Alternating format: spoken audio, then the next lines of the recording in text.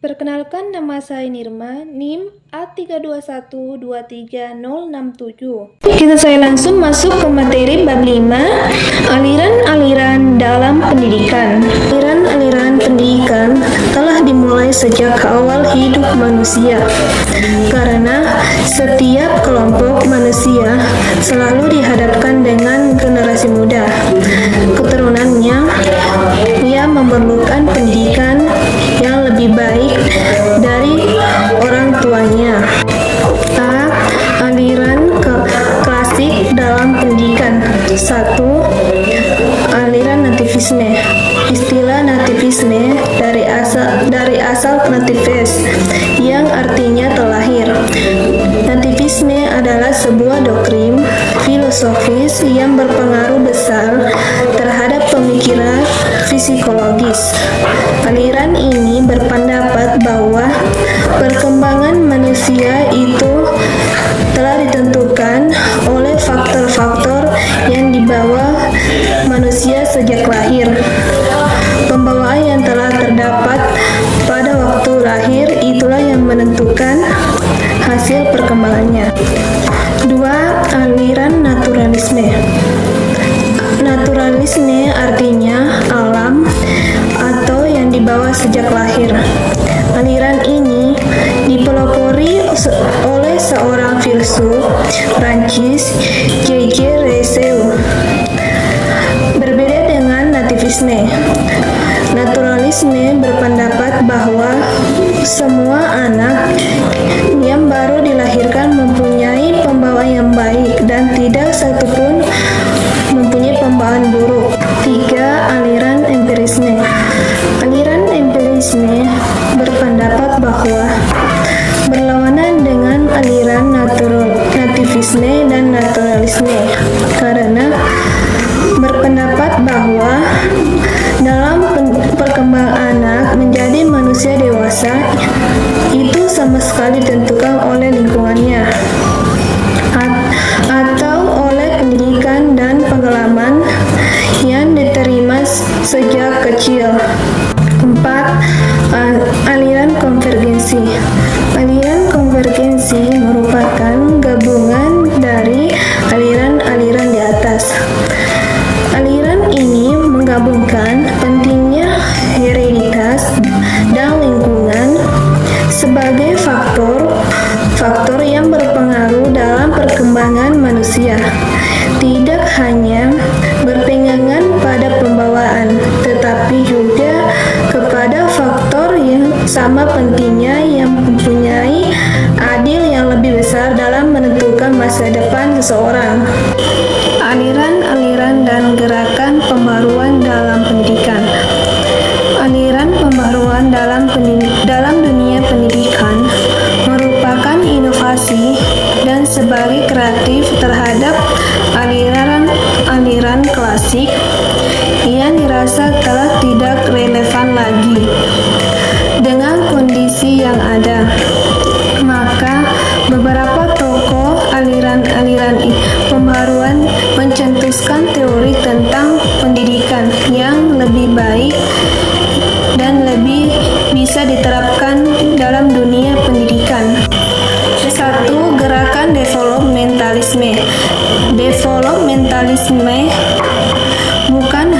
bukan merupakan bangunan filsafat yang berdiri sendiri, melainkan merupakan suatu yang muncul pada abad ke-19.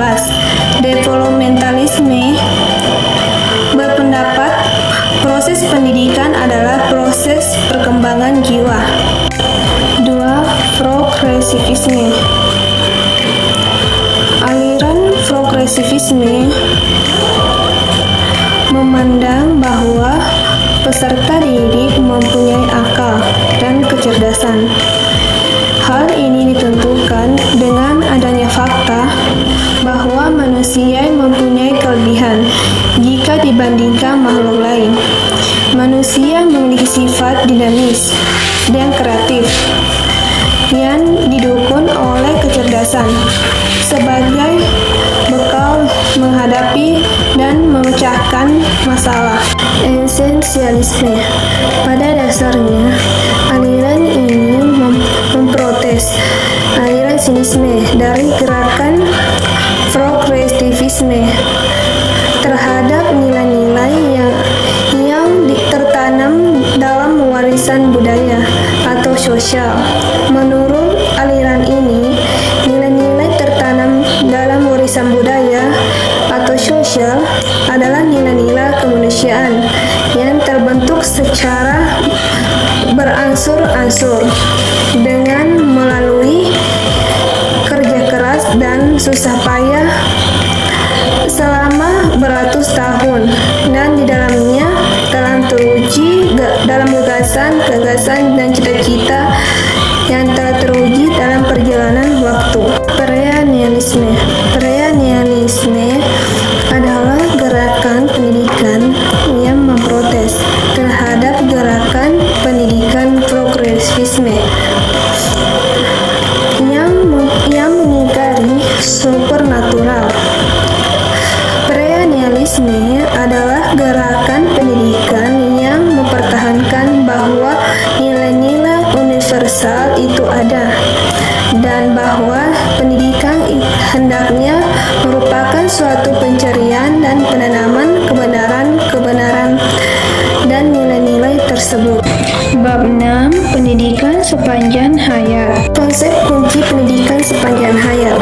Pendidikan sepanjang hayat merupakan asas pendidikan yang cocok bagi orang-orang yang hidup dalam dunia transformasi dan di dalam masyarakat yang saling mempengaruhi seperti saat globalisasi sekarang ini.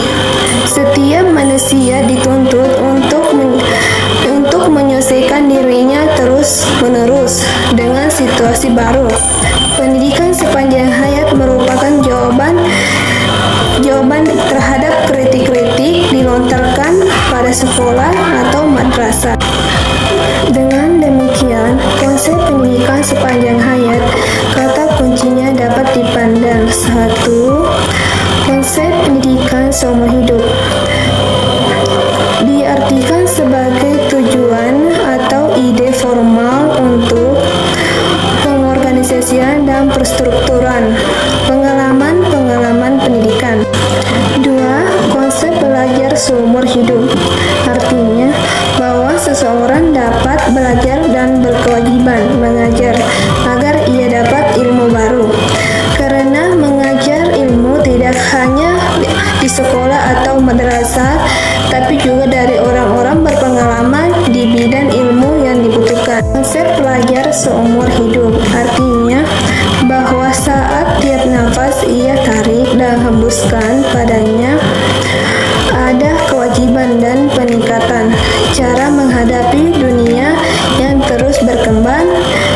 Tidak dapat kecuali hanyalah penambahan ilmu dan beserta pengalaman kehidupan. Implikasi konsep pendidikan sepanjang hayat. Pendidikan sepanjang hayat dimaksudkan sebagai pendidikan manusia seutuhnya. Implikasi yaitu akibat langsung atau konsekuensi dari suatu keputusan. Dengan demikian, implikasi dari pendidikan sepanjang hayat maksudnya adalah suatu yang merupakan tindak lanjut atau follow-up dari suatu kebijakan atau keputusan tentang pelaksanaan pendidikan sepanjang hayat. Pendidikan dapat dikelompokkan menjadi beberapa kategori, yaitu 1. Pendidikan baca tulis fungsional. Program ini tidak hanya penting bagi pendidikan sepanjang hayat dikarenakan relevansinya yang ada pada negara-negara berkembang, dengan sebab masih banyaknya penduduk yang buta aksara. Mereka lebih senang menonton TV, mendengar radio, mengakses internet daripada membaca. 2. Pendidikan vokasional. Pendidikan vokasional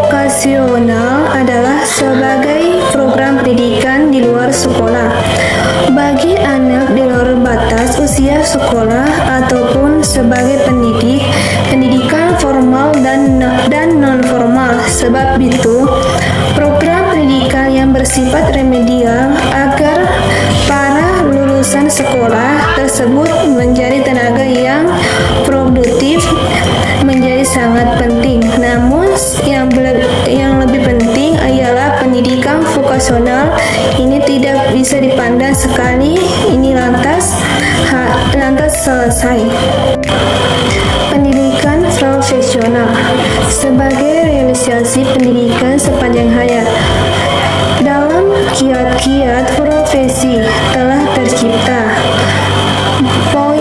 built-in mechanism yang memungkinkan golongan profesional terus mengikuti berbagai kemajuan dan perubahan menyangkut metodologi, perlengkapan, terminologi, dan sikap profesionalnya.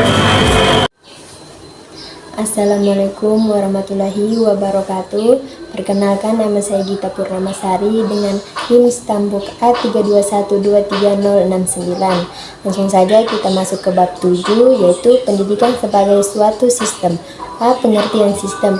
Sistem berasal dari bahasa Latin sistema dan bahasa Yunani systema, adalah suatu kesatuan yang terdiri komponen atau elemen yang dihubungkan bersama untuk memudahkan aliran informasi, materi, atau energi.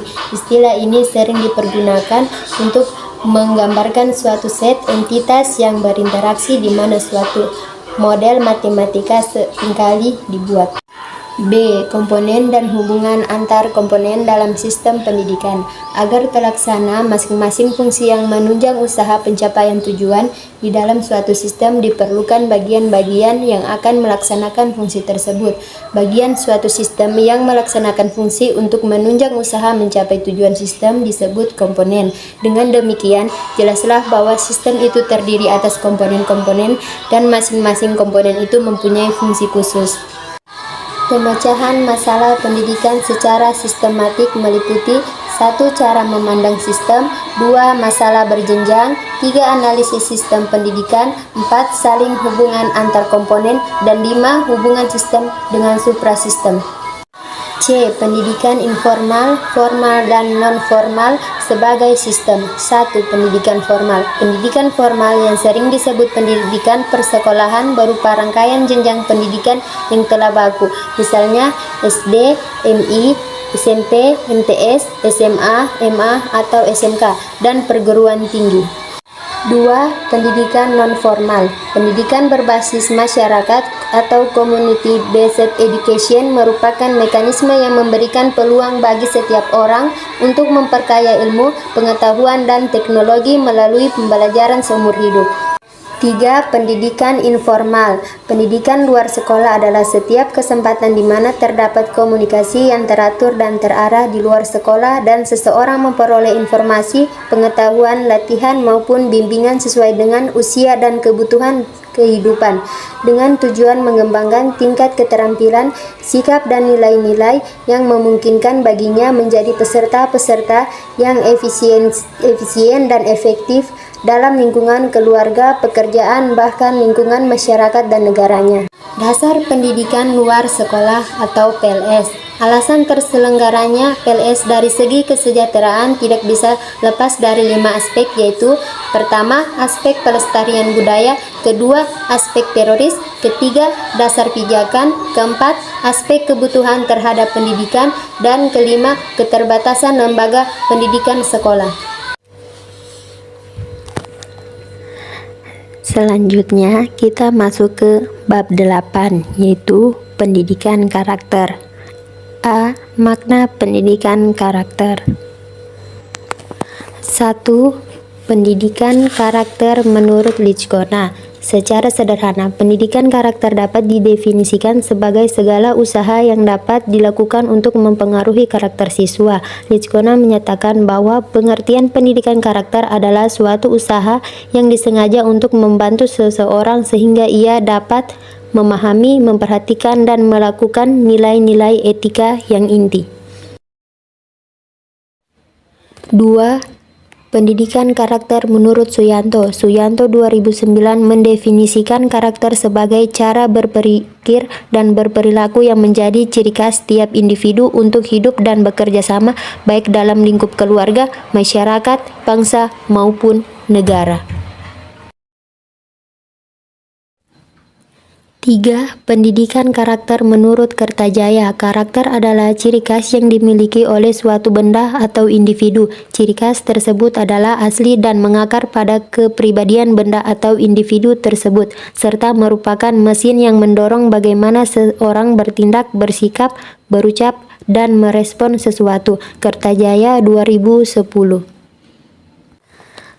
4.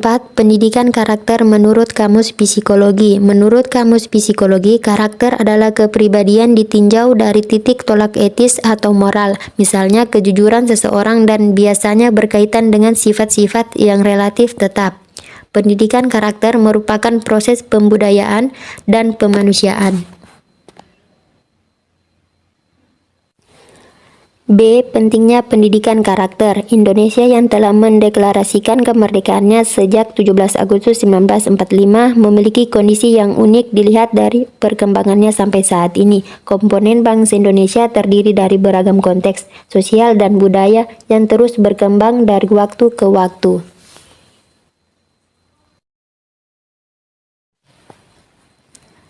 C. Peranan lembaga pendidikan dalam pendidikan karakter. Pendidikan karakter kembali menemukan momentumnya belakangan ini, bahkan menjadi salah satu program prioritas Kementerian Pendidikan dan Kebudayaan.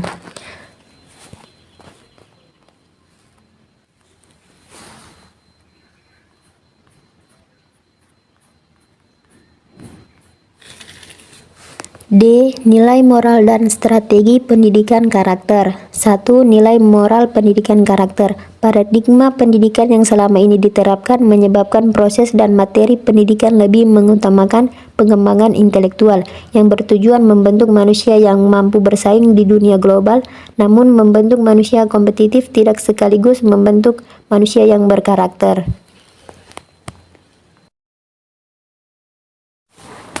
Kirchenbaum dalam Megawangi 2004 menyatakan bahwa pendidikan nilai terkait dengan banyak istilah yaitu pendidikan karakter, etika, pendidikan moral, klarifikasi nilai, pelatihan empati, dan kecakapan hidup.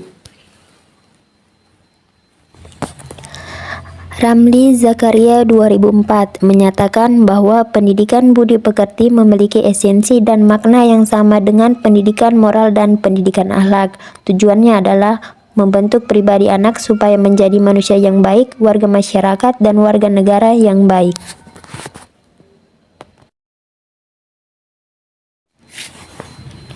2. Strategi pendidikan karakter di sekolah madrasah. Sekolah madrasah merupakan lembaga pendidikan formal yang secara sistematis melaksanakan program bimbingan, pengajaran, dan atau pelatihan dalam rangka membantu para siswa agar mampu mengembangkan potensinya secara optimal, baik yang menyangkut aspek moral, spiritual, intelektual, emosional, sosial, maupun fisik motoriknya.